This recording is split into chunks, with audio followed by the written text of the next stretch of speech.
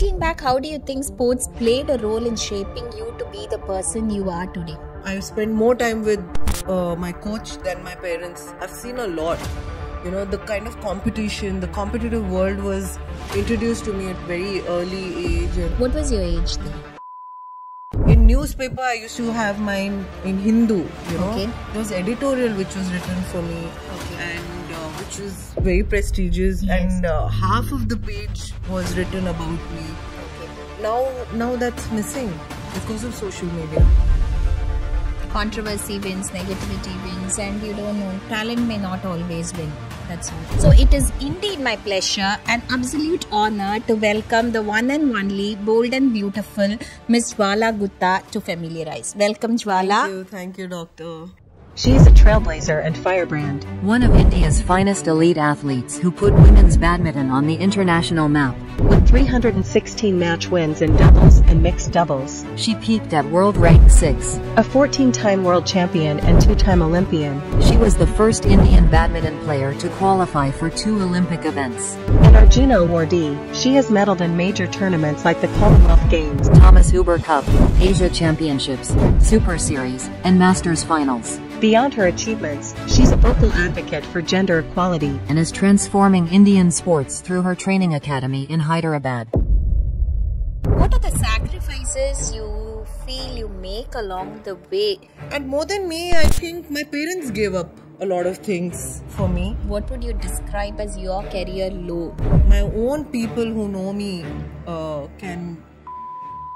Being a gynecologist and someone who's doing infertility, there is a lot of social stigma about infertility. They are like, you go to a doctor only if there's something wrong with you. Anything in Google, everything leads to cancer. Is there something you would want to tell yourself looking back now in retrospect, your late 20 or 30-year-old self? I don't think, other than egg freezing, I wouldn't have done anything different. It does not determine your worth. No, even if I don't get pregnant, I chose badminton, I chose my profession, and I have no regret. What made you start an academy and what are your hopes and dreams with it? From the age of, I think, 20, 21, I knew. I should say you've been a strong advocate for gender equality and right from the beginning. And what do you think needs to change? The so-called broad-minded in our country, when you say you're broad-minded, it just doesn't limit to girlfriend, boyfriend, and premarital sex. That's what it remains to. But that's not broad-minded. Broad-minded is to see that we are all equal and we all should speak for each other. Favorite actor? Favorite actor? Apart from my husband. Yes. One thing about Vishnu that you like, tolerate, would like to change. Final words of advice. As I said, becoming a champion is easy. Staying champion is difficult.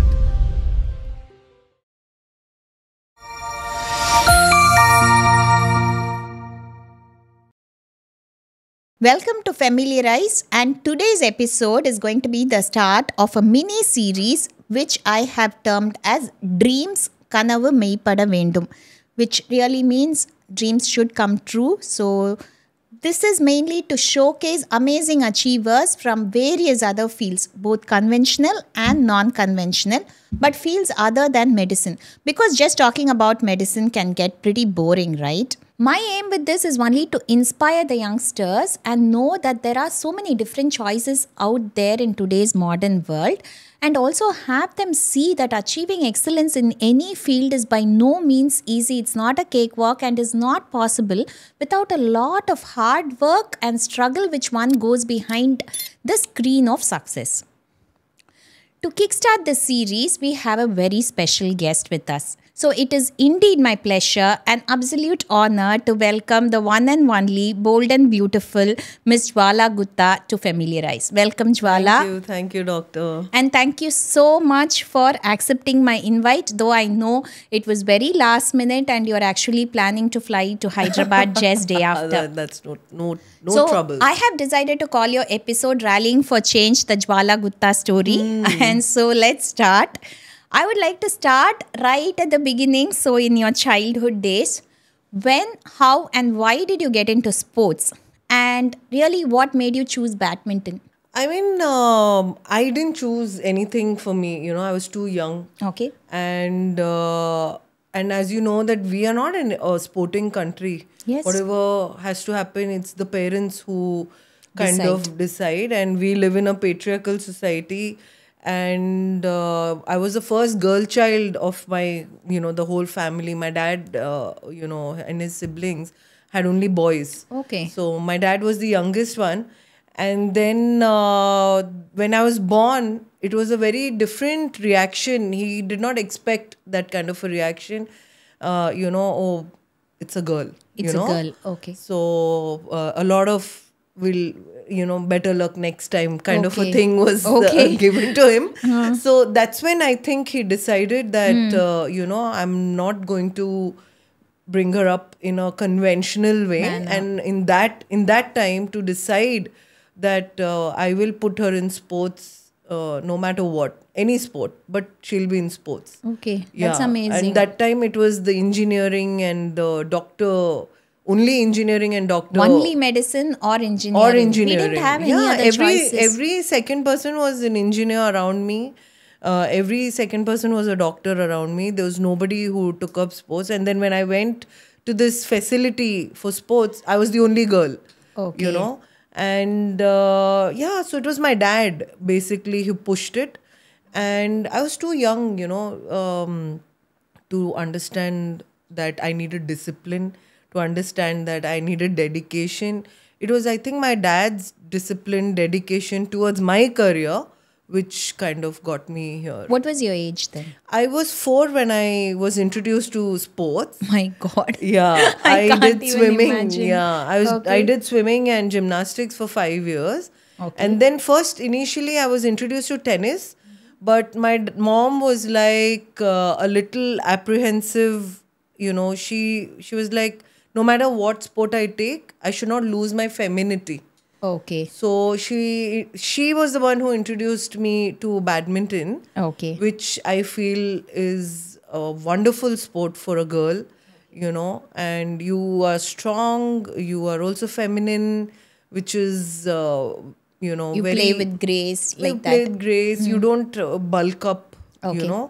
and that was the whole idea. And a good coaching center was available, right? It was very practical also for us.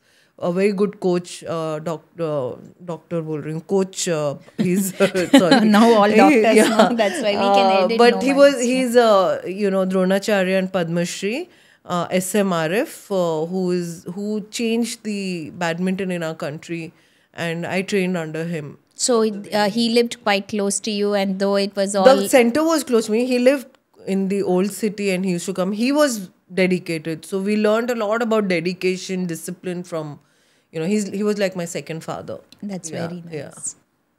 So looking back, how do you think sports played a role in shaping you to be the person you are today? I mean, I spent most of the time in sport. I spent more time with my coach than my parents. By the time I go home, I was already tired at around 8 p.m., 9 p.m. And then I had to wake up again 4:30, 5 o'clock to go for my training. So whatever I am today, I think the kind of exposure, the kind of learnings I've had is through badminton, through the sport. I've seen a lot. And, I kind of lecture much older people than me now, saying that you please don't think that I have not seen. I've seen a lot. The kind of competition, the competitive world was introduced to me at very early age, and the kind of politics or the kind of things which happened off the court also, was introduced. So you learned to navigate everything quite successfully. Everything. True. I don't know if I was successful, but I kind of stood my ground. I believed in my skill. I believed in my ability to do well, no matter what kind of criticism I heard, I think today in this social media world, I've become so thick-skinned is because of the criticism I faced. And with every criticism, I always gave a win, So I kind of learned how to reply through my performance. That's very nice. Instead of, so your reply was your performance and 100%. putting all the energy into that. Plus, then rather it's than, not that I never spoke. I'm also very vocal about, Okay. but I always believe that I always spoke for everybody. It was not always me. I always felt that if the surrounding of me is good, then I'm good, and I always believed in that concept. That's very nice Yeah. to hear indeed. But if you were all the time on the courts, what happened with schooling? Was it traditional? What happened with that? So basically, this is what I've learned time management also. So it was very clear that I had to do my schooling and I had to complete my education as well. There was no, so we come from that. Now I Yeah. see with my academy, I see a lot of parents are like, no, let him just choose sport. But I always feel that with education, I was able to understand the sport much better than people who never went to school or are not educated. I feel I understand what is needed. I understood things quicker than the Other set. other players or sports person who are not going to school. I know how to mingle with people, even if they are not from sports background. I can strike a conversation. So the school, my timing was 4:30. I wake up, 5:30 training. Okay. Train till 7:30, 8 o'clock. Get ready wherever I am. Catch the bus. Go to school, or my dad drops. The school was at 9 o'clock at that time. Now I believe the school It's earlier, yeah. early, which again is, I feel, not good. Not good, because yeah. children have no other choice but to study. Then I'm from KV, Kendriya Vidyalaya. So they gave me a lot of permissions. 1 hour late, 1 hour early, I could leave. So I used to leave school around 2:33 and then come to my training session again at 4 o'clock. And then from 4 o'clock to 7:30, and my time was managed, timetable. I had a timetable. And in my summer holidays, I used to finish reading all the books of my, so I was I was a good student. Till 8th class, I was also 80 above distinction. But after 8th, what happened, I started going to, camps, Indian camps, where you have to spend at least 6 months, So I was not able to go to school, but I managed to pass every time. So there was no pressure. Kudos to your parents, because otherwise it's a lot of pressure on the kids nowadays to 100%. just study, right? So, and Study and get good grades. good grades. So they want them to go into sports, but that's sort of like option B, and then you always want them to get good grades. So it's just not possible to excel in both, I feel, for most of them. No, because the thing is, we don't, as an Indian government or the system which we have for sports, we don't give that kind of a security to parents. Yes. My father was secure within himself. He knew what I was, capable of. And he never dissed me down. He was like, I know if you study, you will get 90%. Really I know if you work really hard, I know you will do well for the country. So he was always very positive. He never put pressure on me. I'm lucky. I was Very lucky. Yeah, I'm definitely a lucky girl to be born in this family where a man, encouraged me. And I think he's the first feminist who I've encountered. So That's nice. So that's where you got your first taste of femininity, Yeah. and then not conforming to the societal not norms at all. and things like that. Never telling me that you're a girl, so you have to sit this way. My father never told me this. And not now.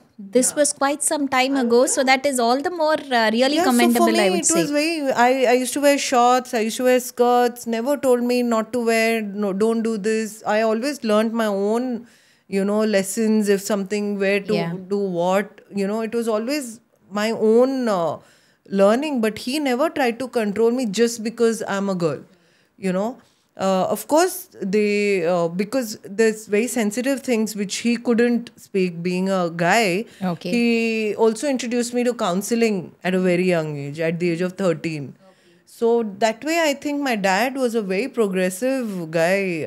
Very strong influence in your Yeah, upbringing. because he wanted me to learn about certain things at certain time. And if he's not able to say it, he introduced me to other people who could say it. Absolutely. It's really, really, we should have a big round of applause, I should Yeah, say, for yeah, your dad and yeah, your mom. yeah. So that's what was going to be my next question. What role did your parents play and how supportive were they? And then I think you have answered that very, very well right now. Yeah. But what are the sacrifices you feel you make along the way to being a champion? I think sacrifice is too big word. You know, I'm enjoying the fruits of it. So I did not sacrifice. I gave up. I gave up certain thing at certain time, like birthday parties, like socializing. You know, I didn't have time for it. I could have chosen that. You know, I could have made, but for me, my rest also was very important. So I think sacrifice is a very big word. Strong word. Yeah, I think that we should use it only for, I think, Yeah, people very- who give their life for the Life, yes, country. yes, true. I am enjoying the fruits of my hard work. And I gave up. And you have to give up. And like, if you want to be a doctor, you have to give up. And you have to study a little more than other people. You know, so the same thing. Priorities. That's Yeah, what. you have to set your priorities. And more than me, I think my parents gave up a lot of things for me. And as I said, you know, you're too young to understand dedication, determination, discipline. At the age of 4 or 10 or even till the age of 14, you just want to enjoy, you want to have fun, right? Definitely. You're a child after all. But then after a certain period becomes a habit. People are like, how are you able to do 10 hours? But you don't feel it because it's become a habit, part of my life. And then by then it's too late to give up, you know. So I think it was my parents who gave up on a lot of things, on their relationships with their relatives and their time with their relatives, and they never went for a because birthday. they had to go with you to all They the had to tournaments. accompany me, at least till the age of 18 they were accompanying me everywhere, you know. And once I became an adolescent, then it was more my mom used who to was come. traveling with me. So they had to give up on a lot of things. On maybe they could have spent that money on themselves, but I think it was their yeah. A lot of their They effort gave up. and their Yeah. giving And up. we live, you see any sports person in our country, it's the parents. Definitely. Most of the successful sports person, it's their parents' unconditional support. Yeah, because Ashok we also don't, tells me the same, no? because we don't have even a for system. cricket and everything, Yeah. it's always one parent who gives up even their whole Yeah. profession to accompany Yeah. that Yeah. young child. Yeah, because we don't have a system. We don't have a system in spite of so much money which is being spent on sports. That's what we get to hear now because of social media. But we still don't have a proper system in place. And that's why we don't have a good, standing in the Olympic level. medal. Yeah, yeah. You think it's really different, the whole system in the... I've trained in China, so I know that their system is completely different, completely funded by government. You don't have to spend a single pie on your sport. But in India, if I don't do it myself, nobody will. Because we don't have a system in place. Yeah. So there are a lot of reasons why we are lacking, right? It's not for the want of talent, but it is much more complicated than Much that. more complicated, much more vast. The problem is very big. Nobody wants to address the actual issue. Everybody, even the former sports persons also become politicians after they join the administration. And I don't see much change happening. We only talk more about sports because of social media.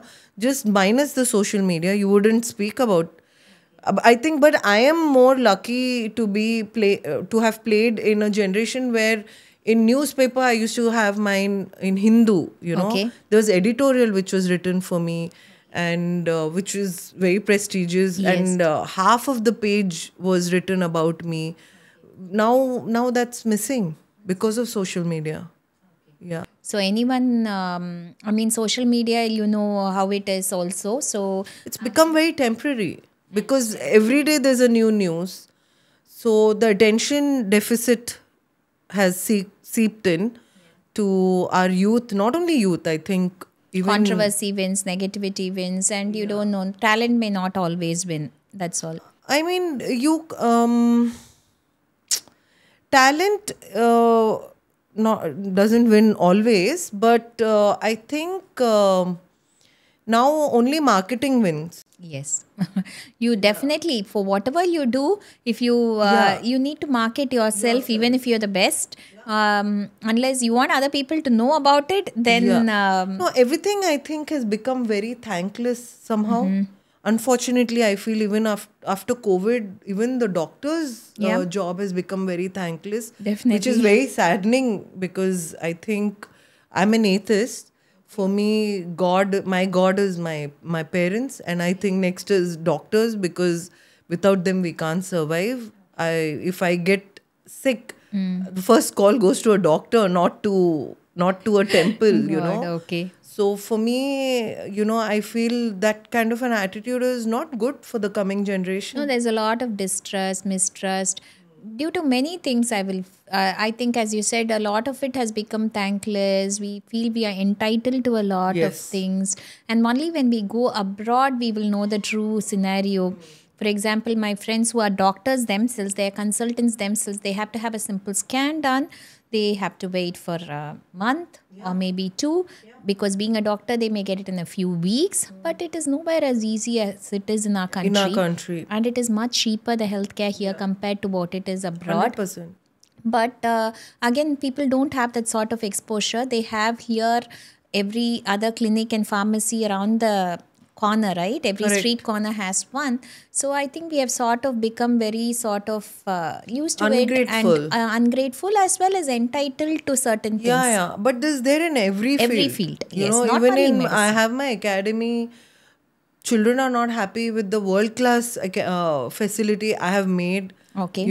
I played in a government facility all my life, and I kind of whatever I learned from everywhere, I put in everything in this. They still have time to complain. Parents complain so much. And I don't remember myself complaining to my parents playing in a government this, facility. So I think it is the way we are raising the next generation also, in a way, giving them and everything too much very Google easily. knowledge, I think. That is what is spoiling. They Yeah. think they know everything. Definitely. More than a doctor or more than a player now. More than a player now. Yeah. Tell us about preparing for the Olympics, because I think that is considered one of the high points in any athlete's career. And what should really be the mindset? It's not only the physical preparation but also the mental preparation, I guess. And what should be the mindset of a champion when they play for their country? It's such a prestigious honor they have been given, with the expectations of more than 1 billion people hovering over their heads. So I never went in with that with that thought in my head. But Olympics is the ultimate for any sports person other than cricket, and that has always been our dream. I can say it for every athlete. Anything you want to do, as you said, the kind of pressure which we face for Olympics, actually you cannot change the way you think just before the Olympics. So the years, keeping that Olympics in mind, that years of practice, what we do for our physical, need for badminton, you also have to practice your mind. You have to practice the way you think. You have to practice thinking positive. You have to practice being fearless. You have to practice being confident. It doesn't come just like that, Practicing skill is not the only thing. The way you are off the court, the way you think off the court is also very important. So for me, I was very temperamental, initially in my teens. I used to get very angry, break my racket. And, I was, because I was raised amongst boys, so I want to fight and win. Even in my practice, I want to break somebody's head. Aggressive. I was very aggressive. Okay. I was known for my aggressiveness. But as I started growing up, seeing a lot of things, then, You come to know that badminton is not the only problem I have to deal with. I have to deal with societal problems and the pressure and how to deal with criticism. So that kind of calmed me down, and then playing with different kind of partners. I learned, so I always kept my mind open, learning from my juniors, also learning from my seniors, and just practice. I don't know. I just practice being fearless because I saw this attitude of in my seniors. I was 15 when I went for my first international tournament. And it was very disappointing for me that my seniors are already planning to book their return ticket based on who they're going to play. Okay. So they're giving up before they even started. So that is the attitude. And then I come to know that Indians have that attitude, inferiority. You know, Expectation that ek we are not to going to. one they hear big name in the game and they're like, okay, we're done. That's all. Psychologically, Yeah. you are out. And off the court, you see any fair skinned person, you know what I'm saying? Yeah. You know, any Yeah. foreigner. Yeah. So we give him more respect. Even if he's an unemployed Not foreigner worth it, yeah. in his own country, you know. So they have that attitude, and I come to my dad and I'm like, my seniors are already planning sightseeing. They have not even played. What is this? My dad said, I don't want you to shop anything. I was 15. You're not going to buy anything for me. You're going from airport to hotel, hotel to the arena where you're going to play. Even if you lose 11-0, 11-0, you're not going to go shopping and no sightseeing. And that I maintained till I retired. Oh, okay. Yeah. So that Single-minded focus. completely, and you are no less than anybody is what was put in my head again and again, Drilled again and into it. again. Because in the first tournament of mine, I did not do well. I kind of lost 11-1, 11-0 against a Korean. And but then I had to practice. I had to come back, practice, visualize, you know, control my mind, and that kind of. So preparing for Olympics was just not a month or 2 months. Yeah, It years was and years. It was almost a 15-year journey for me. Yeah. But we all concentrate on the physical aspect, fitness, nutrition, and everything. But the mental aspect, is it given equal importance? Now I think there are sports psychologists. But at that time, so was it only your effort that you were doing all this mental work on yourself, or did you have help? We were not told anything. But once I started playing internationally, I realized that I might not be as fit as world number one physically, but I was fitter than him in my mind. And if you see in top 30, all are equally physically fit, you know, equal. They're quite equal. If you do any test, you'll find all of them come. But whoever is mentally strong that day will only win. And when we beat world number one, you know, me and my partner, we beat world number one in 2008 or 9. Nobody believed. Already my coach were planning, yeah, they're playing world number one. My coach is in the team. Okay. They're playing world number one, and I'm looking at my partner. I'm like, just don't listen to him. You know? Yeah. I was the one who was like, dude, we can beat. What is there? What do they have? We have the same shuttle. Come on, you know?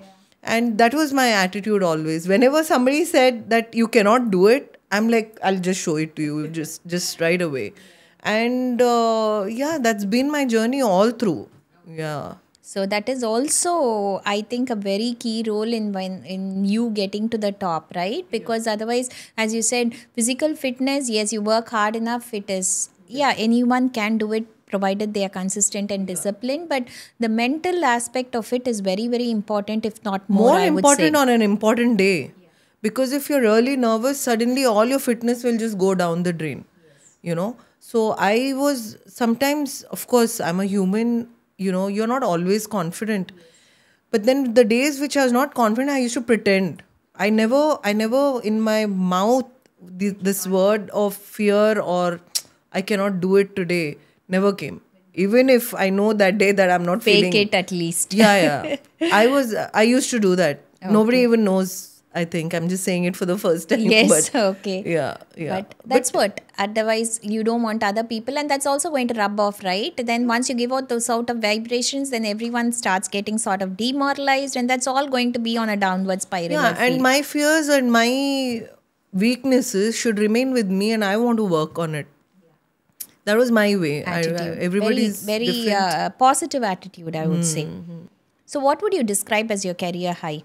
My career high, even though I won the World Championships in 2011, I've won bigger tournaments than Commonwealth Games. Commonwealth Games was in Delhi, was my career high in 2010. Although I won bigger tournaments before that, because I won it in front of my parents. That whole tournament, 12-day tournament, every day there was this article by our chief coach who was accompanying with me Okay. every day, saying that only the singles player can win medal. Ah, okay. And we were rubbished off. And my partner was literally every second day crying, looking at the article. Who was your partner? Ashwini. At that time? Yes. She was new. She was a kid, new kid on the block. And we just started playing 2009. And this was in 2010. I became like a protective mother over there. I'm like, don't worry. Don't read. Don't get affected. I had to take care of her. I'm not thinking. So I think that also kind of, my attention towards her and taking care of her kind of took off the pressure of the tournament. And that thing of what do you say, that zeal which I kind of, that anger I Which kind you of got to. directed towards my game. And we were the first women to win gold ever in Commonwealth Games. And it was in front of the whole country, the crowd, the Supporting local you crowd, and whether they everything. supported us or not, but doing it in front of them, because I have won bigger tournaments before that and we were never mentioned by our association. And now nobody could ignore us because we did it right in front of them and the local media. Otherwise, I was world number 6 in 2009. And you have won many international tournaments Before also. that, and big tournaments, So for me, that was my career high, to again reply in the way I know, with my performance in front of them. So it was like a tight slap to my critic. And that, yes, definitely feels satisfying. Yeah, Aish. and too much. I was also going through a lot in my, I was going through my first divorce and all of that, separation during that time. That cannot have been easy to have played at that level Yeah. when you were already going through a lot personally. Personally, and it was made a big, mockery out of it in, the newspapers. And it was the first experience for my parents also to come across this tabloid, Okay, yeah. We were never in tabloid. So I think the whole badminton came into tabloid is also because of me. So, yeah. So it was an experience. Definitely. And yes, you must have felt really, it must have felt really good. Yeah, I cried. That was the first time I cried publicly. I don't cry very easily.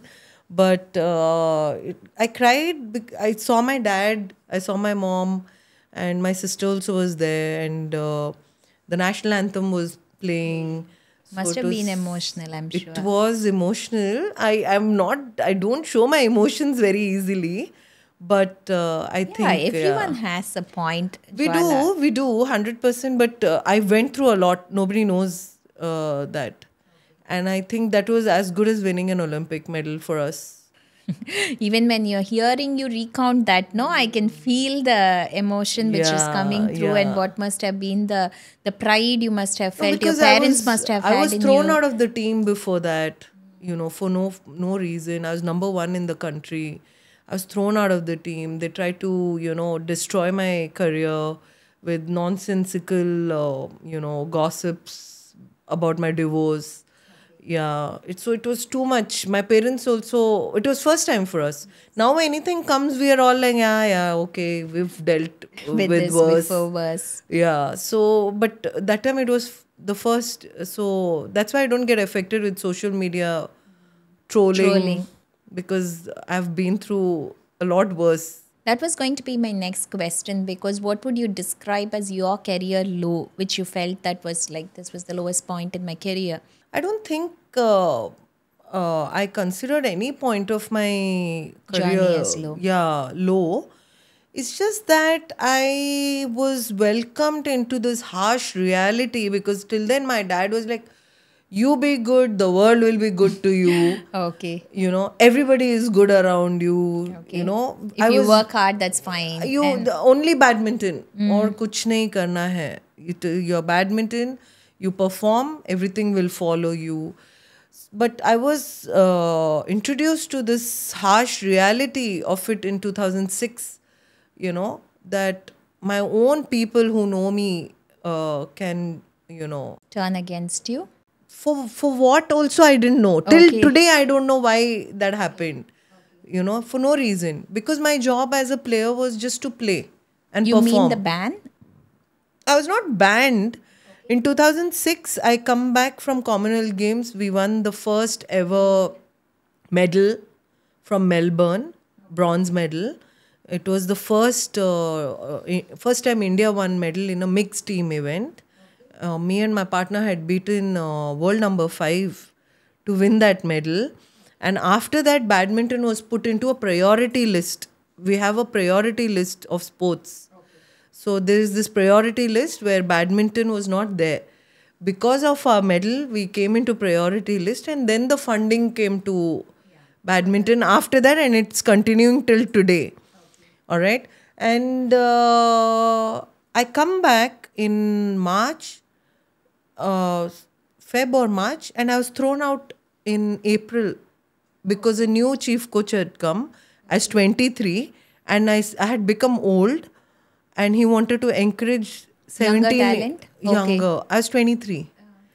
So, and he was my own guy who used to come home, eat food in my house, and my teammate, my playmate, I practiced with him, so it was very, that was like a jolt, meaning unexpected.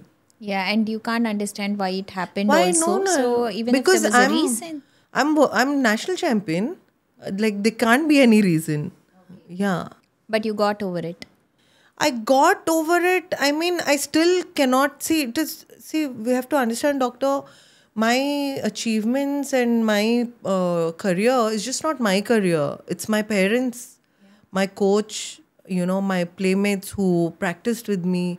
It's everybody's hard work, especially my parents. As I said, that they gave up a lot. And seeing them stressed is what pinches me. Even till today, if I see my dad a little stressed, anything, I'm like, I have to do something about it. And to see them in a very helpless, I mean, why should we be helpless? We were, I was number one. All you need is say that, Jwala, you didn't perform, then I understand. But there was no way that I had not performed. I just come back with a medal. Nobody has beaten me till now. I'm 15-time national champion. No, I've been unbeaten for, more than a decade in the country. And It made no sense. so that was a jolt. I will not say it was a low, but that kind of pushed me to do better. That's what I can see recurring across our conversation. You have always taken your lows and you have somehow not let it get you down, and you have channelized that sort of energy into doing better and that's proving every yourself. time, doctor. Every time there's something happened and I have won. So That is an amazing attitude and something which I would definitely want our youngsters to take, right? Once you just fail at something, there is some setback, they immediately get demoralized and they want to give up. So, across this whole conversation, I've been hearing this recurring theme, which is really inspiring, I should say. I mean, that's how I was brought up. I think my dad is also like that. Like, oh, you have a girl now. What will you do? That was the question. And then, yeah, it was him. I think people around me. I've been lucky. That's what I'm saying. It's just not me. My life. Although it's an individual sport, I needed a team, and my parents played a very big role. And my coach. Yeah. Childhood influences always play a really important role, I would say. And what you speak to a child is very important. And my dad and my coach were very, positive. Always in their approach with you. So, when and why did you decide to hang up your boots as a professional athlete? Again, that was also not my decision, but in 2016 I came back from Rio, and I come back after Rio, and the chief coach again says that you're not part of the team because Anymore? your age. And I'm like, see, if I'm a chief coach and somebody comes back from Olympics and he is a former player, Yeah. the minimum respect is you give some downtime, or the players like me can help the future Yes. if I'm there, So I would use my, but he just, I don't know, he was just after me to, get out. And 2017, I was like, chalo, I wanted to now, I've done this for a very long time now. I've been in Indian team since 99, and I was like, now I want to also experience something else. I cannot, my life cannot revolve around badminton. No, it cannot forever. No, Maybe cannot. not in the And same I had to level. accept it, but I again will not forget that I was not given that kind of a respect, which Which is what you would want Which as a minimum. anybody- Anybody would want as a minimum. When you've so, done so much. Yeah, he doesn't even mention me till date, but I know what I have done for the game in the country, and that nobody can take it away. So whether he acknowledges or not doesn't matter. I think, yeah, everybody around acknowledges, so Yes, it's fine. yes. Yeah. I mean, what I feel, being an outspoken woman, more than finishing my career, he wanted to finish my spirit, Which he can never do, I think. which he think you're couldn't. not. Yeah. Which he couldn't, and that's what has kind of remained with him. Because I have no personal animosity with him. I have not tried to snatch away his position. I have not tried to snatch away his whatever, wealth or whatever. There's no, like they say, there's no Personal grudge, nothing. Yeah, there's nothing. I've never, had that kind of a relationship with him. He was always my senior, and, we gave him a lot of respect. So I think he just wanted to finish my spirit, which he couldn't. He still sees me smiling, enjoying my life, doing well,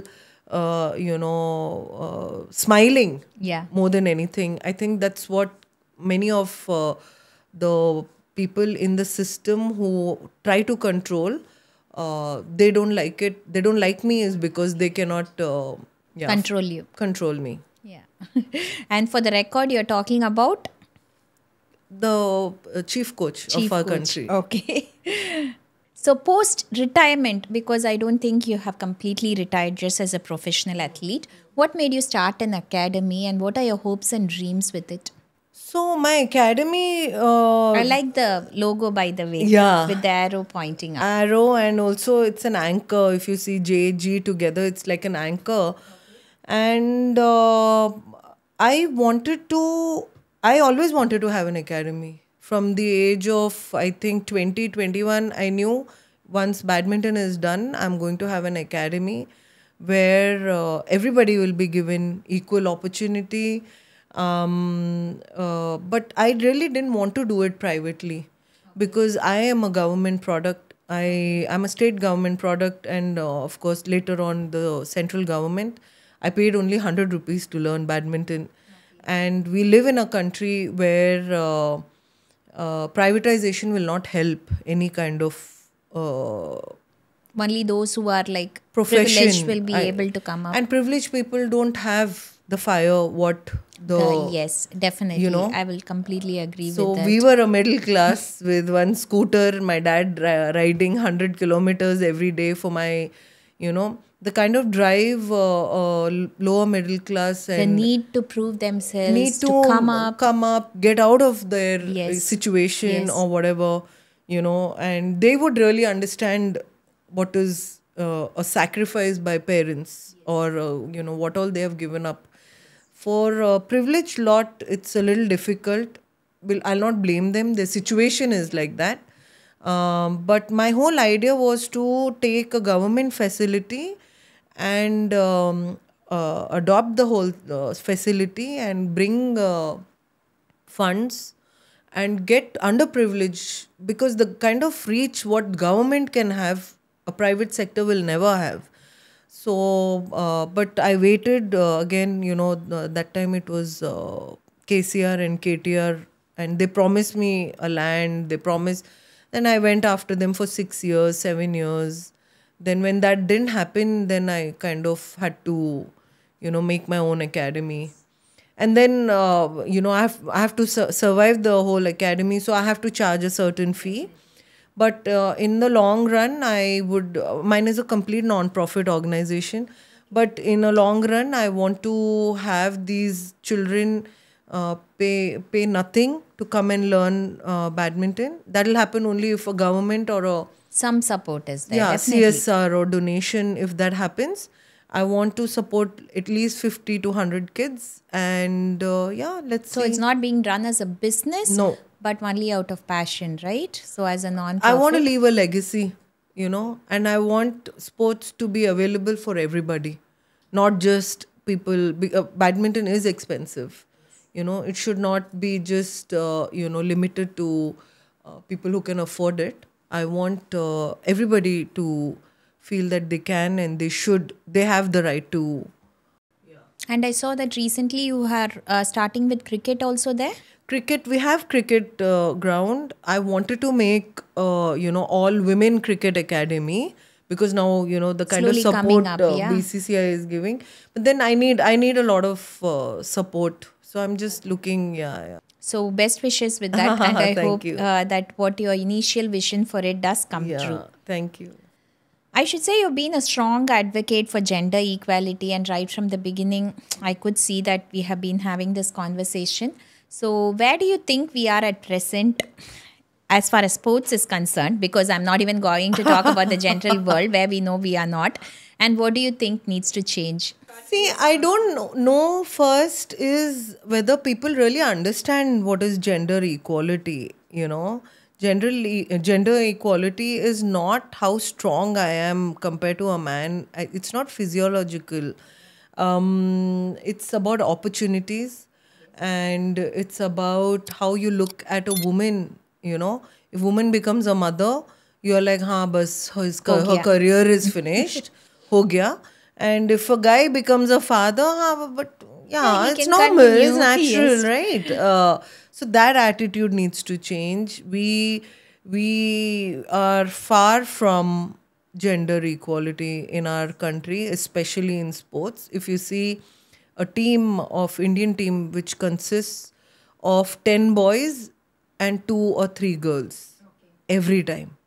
And because I was playing doubles, it was 4 girls. So I don't think we are still sending equal number of boy and girl in an Indian team. And I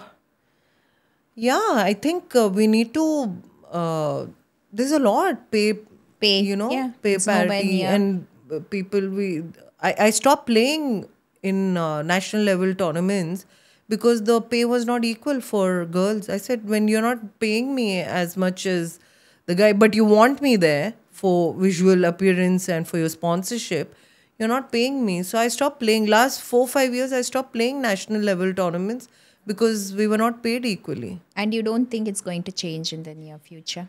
As I said, even the girls who I expect them to demand are not demanding, unfortunately. They're okay with that kind of a treatment. They're okay, like even in Premier Badminton League, if you see, there's no women doubles. And I was the one asking why there is no women doubles, you know. And then once I retired, they're all okay with it. It's quite surprising. With what it is, and they keep going. They're adjusting, they have no voice, they're scared they'll not get the awards. But I'm just wondering, and I'm just asking them, you'll get your rewards and awards. Tomorrow, after 40 years, child will ask, what did you do? For the sport or Or what to did stand you do up for me? yourself. Yeah. What did you do for me? You know, you were there. You were at a privileged position where you could speak and 100 people would listen to you or hear you. Why didn't you speak? You know? So I don't want to leave my legacy that way. I know I have spoken a lot. I will continue to do so. And one of the reasons why I have my academy is to show that, you know, because if you see even the academies, it is only majority is the men who are running the, academy. So I'm the first one from the professional sport who made an academy, you know, from the scratch. So I want to, you know, leave a good legacy behind. And be able to look back at yourself and know that you did right? Yeah, I did right. I will teach, you know, kids who will come later on the same thing. Even in my academy, I tell them becoming champion is easy, you know, but staying champion is what is very difficult. And that will happen only if you have some kind of an opinion or personality. And sports is all about showcasing an individual personality on court. You just see tennis, you see so many different kind of players, the way they speak, the way they are, the exposure is completely different. You know, Indians, we are still very amateurish, very juvenile. Okay. Yeah, that's what I feel. Compared to on the international stage. Yeah, because their exposure, the way they think, the so-called broad-minded in our country, when you say you're broad-minded, it just doesn't limit to girlfriend, boyfriend, and, you know, premarital sex. That's what it remains to. But that's not broad-minded. Broad-minded is to see that we are all equal and we all deserve equal opportunity and we all should speak for each other. Yeah. That is broad-mindedness. Support each other. Yeah. And Otherwise, not in India, down. it just remains very, you know, the broad mind is, oh, she's very broad-minded or she's very bold. It just is limited to a sexual conversation. And not anything else. Nothing more than that. Yeah. It's very surprising, actually. So marriage for a sportswoman. I mean, marriage, I would say, I always tell people, one, your career choice is very important for a person, both men and women, and to be fair, marriage and finding a good marriage partner is like, it gives you, I mean, it is not the be all and end all, but if it is the wrong person, it can really mess up your life to a large extent, both for men and women, to be fair. So I don't want to confine it to women, but what I meant was marriage for a sportswoman in the sports field as a professional athlete is going to be challenging because you're immediately post-marriage, as you mentioned, it's going to be societal expectations out of a woman are always going to be more than out of a man as such. So did that change things for you? My first marriage, you know, till today I'm like, why did I do it? But then, as I said, you know, my parents are also parents for the first time with me. So everything they're experiencing it with me, you know. My sister was born 8 years later. Okay. So all the experiments and all the, you know. Mistake, obviously not intentional. They have their good intentions only. But they thought that once I get married, at the age of 20, 21, I'll be able to focus more on my career and not have a boyfriend. Okay. So that was the thought. Okay. You know, behind the whole thing. Jaldi shaadi kara do. 2021. I was 20, 21. I can't imagine. Talking to my daughter about marriage, she's 21. I can't imagine. Yeah. But then those times, yes. It was like that. And then soon we realized that it was not the right thing. My whole life became about the marriage and, you know, about he was also a badminton player, and the whole thing became about his performance, his career, Yeah. his tournaments, and I'm like, I'm also playing. Why is nobody asking about me? And yeah, and then I kind of realized, and then we separated. And as soon as we separated, I started doing extremely well, Well, you okay. know, and because my whole focus again was Came back only, on your yeah, sport, yeah.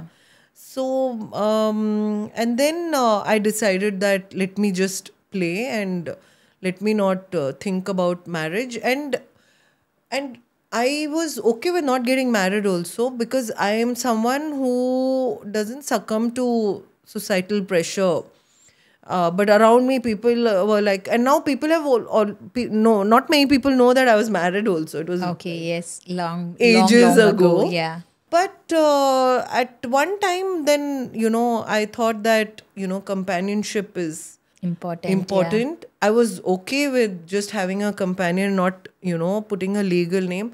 But then I wanted to have a child, you Okay. know. And then I thought, because I live in India, you know, I don't want to put my child through Yes. The any scrutiny. right from the beginning. Yeah, you start being protective, right? Any Yeah. scrutiny. Why? When I can, why not? And good or bad is very subjective, doctor. The partner can be good for me, can be bad for somebody else. And I can be good to somebody, good for somebody. People think that, oh, Jwala is so dominating, you know, just because I am very Outspoken, yes. outspoken. People are not used to a vocal woman in Yes, our yes. country, and who's successful, who's still ambitious, you know. So I think it's subjective, good or bad. What I've learned from my parents is, because my mom is Chinese, came from China, adjusted into a middle class Indian family. Telugu family, you know. That's an Then- interesting story. It was really. So Yeah. how did they meet? They met my parents. My dad was studying in Wardha actually, and my mom's grandfather was a Gandhian, Okay. and he was very close to Gandhi. Mahatma Gandhi named him as Shanti, because that time China India there was a lot of conflict, so he came as Shanti Doot, like peace messenger. And then after Gandhi died, he came back to India. He got my mother along and went to Wardha. He wanted to translate Gandhi biography into Chinese. So he stayed, and then my mom Met your dad my there. dad. Okay. My dad was teaching her, I believe. He was 2 years senior. So he used to take tuitions Okay. of chemistry. Okay. I'm like, wow. They worked out. The chemistry worked So then out. they had to get married, because my great grandfather was against the whole affair, and he died there only, Wardha. Even on his deathbed, he never looked at my mother. So, and Her when she father- came, her grandfather. Her my great grandfather. And when she came, she was 17, so she needed a local guardian. So when he came to know about her thing with my dad, he asked that guardian to withdraw his guardianship. Oh. They would have deported her and all of that. So they got married and they had me. Okay. So she's adjusted. What I mean is, what I saw, that she adjusted with her in-laws, and they are, I will not say very, but they are regressive, you know. She didn't fit the normal Indian definitely. bahu, you know, and then girl was born, wo bhi they had to Yes. hear. So she adjusted. What I've learned is, any relationship, whether it's daughter, father, daughter, mother, husband, wife, sister, we have to adjust. Needs a lot of work. And we have to adjust. There's nothing called good or bad relation. We have to adjust. If you think it is important enough, you have to make certain compromises along the way. You have to see the good more than anything. And not keep on trying to change the other Yeah, person, I guess, and yeah. accept them also to a Accept certain them and adjust. with all their good and bad. This has been my mantra with Vishnu, adjust. Okay. So that's what I'm saying. You know, I could be good with him. He might like me, and somebody else might think I'm not the perfect partner. There's no perfect. I think it's very overrated. No, there's no perfect partner. I Yeah, don't think yeah. anyone can claim that. And if they claim that this is the Yeah. perfect relationship, I would Yeah. say they're lying. And no good and doubt bad is about it. subjective. Yes. That I completely believe in. So trying for a baby, you have said you've talked a lot about your baby. So you wanted to have a child. Was Yeah. that always on the cards with you? Yeah, I think I'm a very natural. Maternal instinct. Yeah, from a very long time. Also because my sister was born 8 years later. So, you know, then I had a very junior partner in 2009. So I think the maternal instincts are very natural, and I always wanted to have a child. All my friends had kids, and, you know, I'm very close to all their kids. In fact, my best friend's daughter is my goddaughter, and I'm very close to her. So As long as you found the right partner, of course. right partner, I thought, okay, till I can try. If not, then I would have probably been a single mom, which also I'm okay with. But if I thought that if I can get a partner, why not? You know, and then What Vishnu has came. been your personal struggles you faced, if any, during your journey to parenthood? So basically, I think egg freezing was introduced to me very late. And by then, and then, you know, I've never been a sick person, doctor. I've always been healthy. I never even got fever, cold. In my 20 years, 24 years of playing for the country, not once I've fallen sick. Okay, so You know, robust immune system. I have never fallen sick. The only time I felt sick was after I stopped playing, and that bouts of fever or whatever, because I think I was not active. Maybe my immunity had gone down, and the COVID, you know. And somewhere when you are, you know, leading a healthy and I don't drink and smoke. So, but I think took it for granted that ठीक है हो जाएगा. I have time. Yeah, I have time and I'm healthy and I don't have any issues with my body and never felt sick. So it kind of, you know, and COVID hit, which was, I think, I don't know, I have a very strong feeling COVID kind of delayed everything. Everything, yes, definitely, for 2 years, right? Yeah. So I think, but yeah, I always wanted to be a mom. You said you have never really adjusted to societal norms or just towed the line and things like that. But you do know that there is still, being a gynecologist and someone who's doing infertility, there is a lot of social stigma about infertility. I have 18-year-olds being married for 6 months and being brought to my clinic saying they can't conceive. And I say they should never be even married at that age, let alone think about becoming mothers. But we see a lot of young mothers.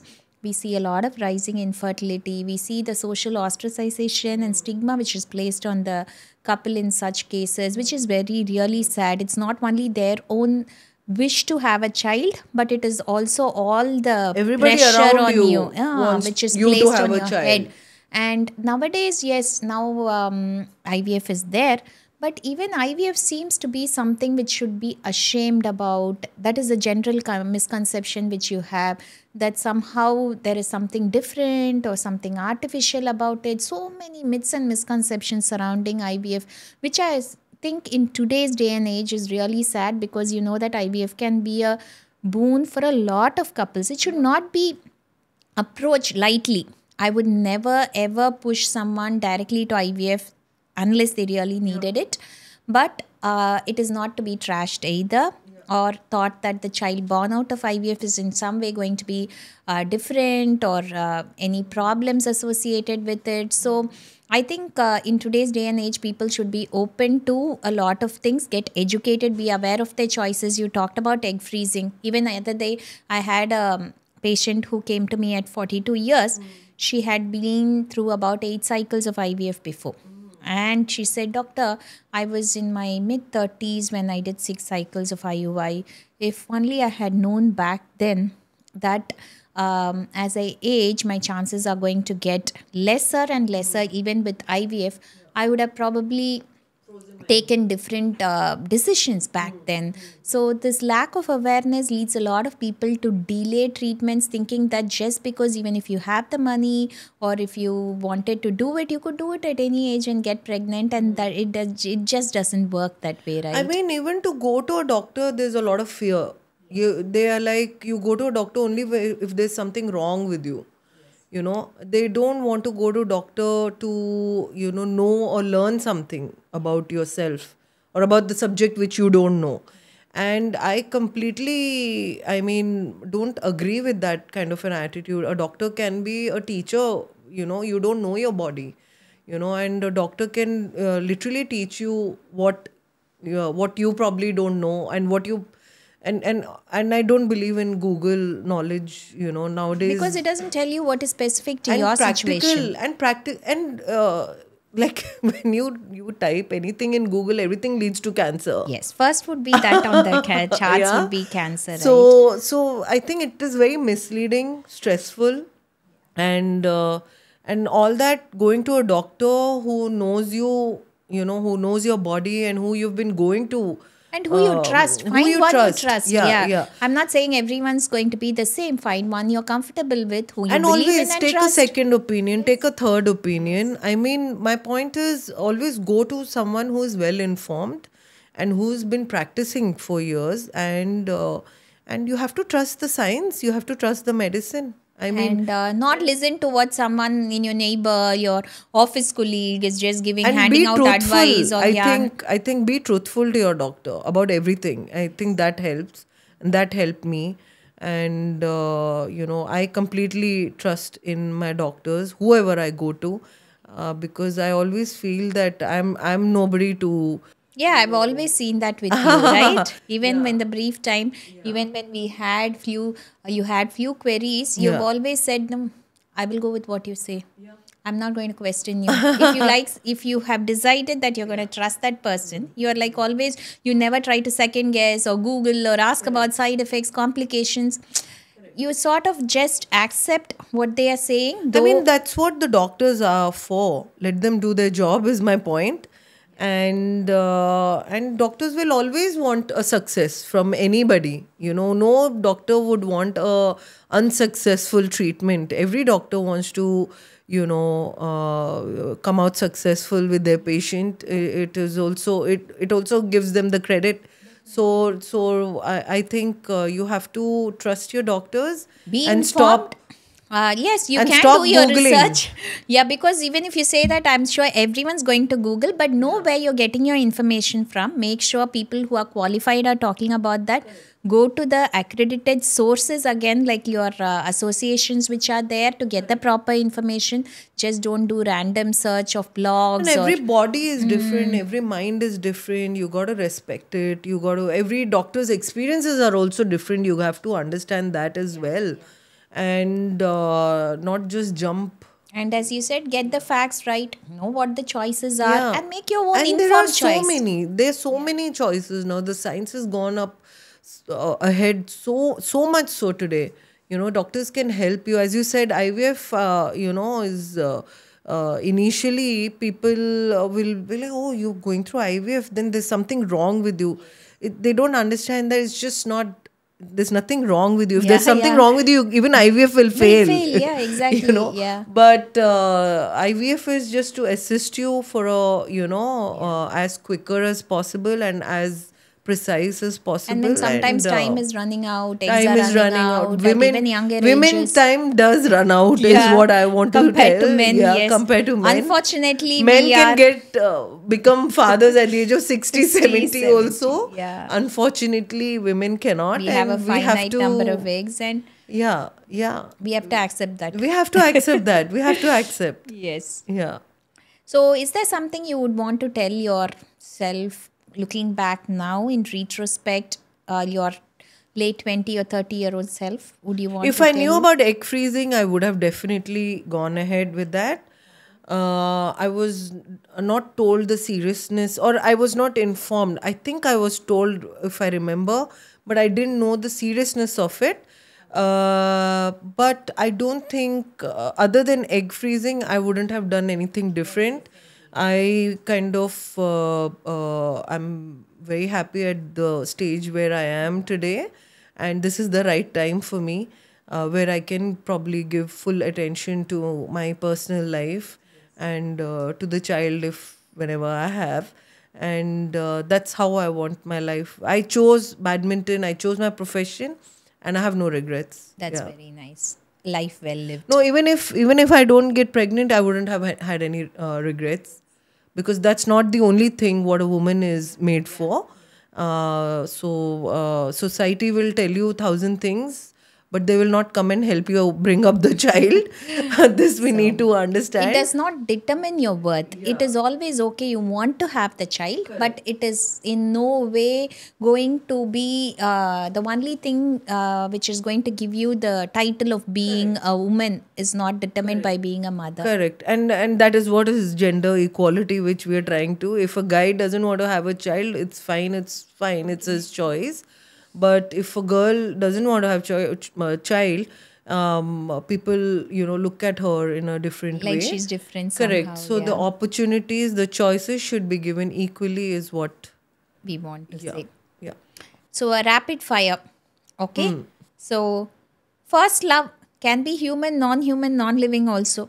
I never loved anything that much that That I much? cannot live without, because again my dad taught me this, that don't love something so much that if it's not there you cannot live without. But first love, oh my god, very tough. My parents are Your very parents. cliched, but they are my first love. I know without them I wouldn't have survived. So it's my parents, because like my dad's this thing concept is that badminton, marriage, anybody, it's not your life. It is part of your life. If something is missing, doesn't mean that your life ends. So I did not. I have lived by that concept. So badminton, I stopped. It didn't end my life. I have moved on from it, and I move on very fast. And nice. I think we are getting a lot of life lessons from your dad too. So mama's darling or daddy's girl? Dads. Daddy's girl. My mom will also say that. Okay. I know it's cliched, but sometimes it does. The first one, the yeah. second one is mom's. Okay. Yeah. She's mom's fan, Hit. follower. Okay. Favorite actor? Favorite actor, apart from my husband. Yes. Yeah, we have to be. I'm sure. Otherwise, you're going to have trouble at home. No. My favorite actor is Dhanush. I like Dhanush. I think any movie of Dhanush I can watch. You understand Tamil? No, with subtitles. Subtitles, okay. But I like him. Okay. And now of late, of course, Allu Arjun. I feel I like somebody who's in that kind of a profession where, bad sports or any profession, who don't take their audience for granted, who are not lazy. You can see their work. They're doing different things, being And unconventional, you can see that they're doing something, putting effort. Putting effort. Exactly. I'd like to see the effort. Favorite actress? Karina for me, all time. Okay. All-time favorite. All time favorite. Yeah.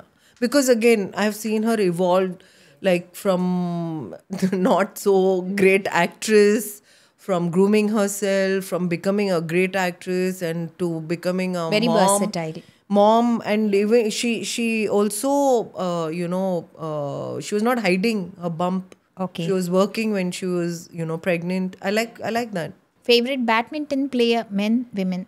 Favorite badminton player for me, man, is Lindan from China. He was a lefty like me. Okay. And very, again, a very unconventional player for a Asian. Asians are supposed to be very submissive, with their attitude. And he was not. He was fearless. And the Europeans are supposed to be that aggressive people. and showing their fist, and he used to show them Back. back. And women, for me, was an old player, Susie Susanti. I don't know if the badminton players World will know. Yeah. She's from Indonesia, and she had this quality of smiling all the time, even when she was losing. So I think So all the attitudes do matter, right? for me, whole package matters. Yeah, and for me, Serena Williams is my favorite, woman athlete as well, because for me, not only her tennis, what she is off the court also, impresses me. Your mentor? My mentor is my mom. I think the kind of life she's led, and coming from a different country, adjusting. Now she's a very successful entrepreneur herself. I Okay. think that's that is the journey I kind of look up to. And my mentor is my coach Arif sir. He's taught me a lot. He's a Muslim. Never skipped a session because of his festival. That's the only festival they celebrate in a whole year. And for a Muslim, for skipping Eid or Roza is a very big thing. And he did that for me. For me means for my whole batch, for all of us. I learnt a lot and then he told me that in their Quran, it said that their first priority should be their work.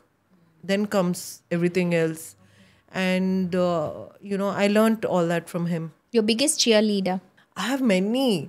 I think I must have not earned too much money as my other contemporaries, but I have at least 12 3 a.m. or 2 a.m. friends. Oh, wow. That's a lot. That's a lot. They'll do anything for me. That's so great I've earned people. to have that support system. Yeah, Definitely. I've earned people, and they've been with me for past 25 years. One call and they'll all come here within a call. That's definitely one of the biggest. The wealth is not only money, right? That is also by your relationships. and People that's don't so understand important. that now, but They will later. They will later. So that's why I was never afraid of being alone, because I know I'm never alone. I have people around me. So I'm going to, I'm taken this from Coffee with Karan. I'm going to just snitch that. Okay. So one thing about Vishnu that you like, tolerate, would like to change. About Vishnu, I like that he's a very generous guy. In this day and age, to find someone generous, because I feel I am generous. He's Okay. way more generous Better than than me. you. Okay. I think that's one quality. What I tolerate is he nags a lot. Okay, I tolerate that. Cribbing. Yeah. But I think I'm the only one who he can crib to. So Yeah, so it's okay. But I tolerate it. Okay. And what else? What would you like to change? What I would like, I think I would like him to believe in himself a little more. More self-confidence. Like how much I believe in him. I think he does it a little lesser, but I think he needs to believe in himself. But a lot of us are that way, Jwala. Not as, I think we are not all as, you come across Yeah. as a very self-assured person. But I But think then if you're in a competitive profession, I agree. I think you need to have a little more self-belief than normal. Only then you'll be different. So I'm going to give you 5 things so you can order it 1 to 5. What do you think you need to succeed in sports? Talent, hard work, discipline, luck, opportunity, and contacts. In what order would you really say? Context, not too much, but all this together, it's As a like a, package. biryani. Yeah. If one masala is missing, that's about it. That's a you nice cannot depend on talent only. You definitely need hard work, whether you're talented or not. Discipline you have to have in any profession. Yes. And Luck, what else? opportunity. That also a little bit like Little salt. magic dust. Yeah. Yeah, little salt, little masala, but you need it. Okay. So it's like a biryani. You can't do without Okay. one. Yeah. So your greatest strength. My greatest strength is that I can just mute everybody around me. Okay. And I can Just press mute. mute. Oh, that's a I can- superpower. Yeah. That's not strength, superpower. I can exist in a room full of people Okay. and not hear them. Okay. I've trained myself yourself. because I've always played in this crowd, and then Yeah. you can't hear yourself, your contact. When that contact doesn't don't hear it, then you don't feel good about it. Okay. So I have played in that, so I've trained myself. Okay. Yeah, nobody taught me, it's myself. Okay. So I can mute everybody. Okay. Yeah. Good. Not only for the court, off court too. Off court also, because there are some parties which I have to go. Yeah. And you can't, and I can't be part of those conversations. I'm just like, I'm happy. I'm there, but I'm not there. That's my, I think that's my strength. I don't get bored alone, and Okay. I'm not bored easily. Okay. Your greatest weakness? My weakness is that I am very emotional. Okay. Although I don't look like, but people around me,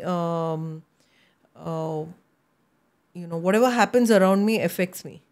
So I am emotional about it. That's not necessarily a weakness. Not weakness, but I think I can get weak over there. Okay. You dash when you're angry. I went. Went. I tell. I Okay. say it. I don't Get like it out. keeping it. Okay. Yeah. You dash when you're sad. I keep quiet. So sort of I also go went into it. yourself, No, vent I it also out. no. I don't go into a No, shell. yeah. No, I say it. Healthy release of emotions. Yeah. I say it. And you fill in the blanks, I'll say, instead of dash. You fill in the blanks to de-stress. I drive. I like driving. Long drives. I like driving. Online shopping. Yeah. Stress buster. Yeah, and I watch a lot of content. Positive content. Or something which is at least funny. I mean, when you're sad or stressed, I don't think you want to watch anything stressful either. So the thing, that's what I know that it's a movie. Okay. It's not real. Yeah, not real in So I life. don't Doesn't get matter. I don't get affected by the screen. Books or movies, Netflix? Book should be a habit. I don't have that habit. I used to read a lot actually, but it's been 20 years now. So what would you wish for, a girl or a boy? A girl for me. I think this world needs more stronger girls. Yes, strong women raise strong women. Yeah. And she'll be able to, an educated and aware woman, she can create more awareness around her. I think I would like a girl. So your next aim or goal? Just my academy, focus on my academy, and my aim is that I make sure that people around me are safe and sound. So any final words of advice you would want to give for the sports crazy, aspiring youngsters out there? As I said, becoming a champion is easy. Staying champion is difficult. You just don't want to become one tournament champion and leave it. So if you want to become and stay champion, you have to work hard. You have to be consistent. You have to be patient. Patience is missing in this generation. You have to be grateful. Gratefulness is also missing. And gratefulness is very important for a sport person. And stop complaining. I mean, you have to adjust. You can complain only in your house. When you go abroad, when there are no facilities, according to you, you cannot complain. You have to play over there. You cannot complain to the organizers. Organizers will be like, you can just put leave. up with it. Or You take can just it or leave. leave It doesn't Yeah. matter, Okay. So I think we need to, and be a good human more than anything. End of the day, that's what counts. Yeah. And be empathetic. Empathy. Empathy is missing. Be kind, be Yeah. empathetic. Yeah. Those are good messages which we shall end with. And thank you so much. It's been the most interesting conversation. Thank you. And off camera, as I said before we started, and on camera, I didn't even feel like even a interview of sort. It's just been flowing, and I think I have enjoyed our conversation. And thanks for sharing your incredible journey, challenging us to rethink what it means to be a champion, both on and off the court. And your story isn't just about winning matches. It's about smashing barriers, standing up for your beliefs, and inspiring a generation to pursue their dreams relentlessly, I would say. So, and to our listeners, Remember, every setback is just a setup for even greater comeback. And that's what I have heard all through your conversation so far. So keep striving, keep smashing those limits, and until next time, stay inspired and keep playing the game of life. Thank you, Jwala. Thank you, doctor.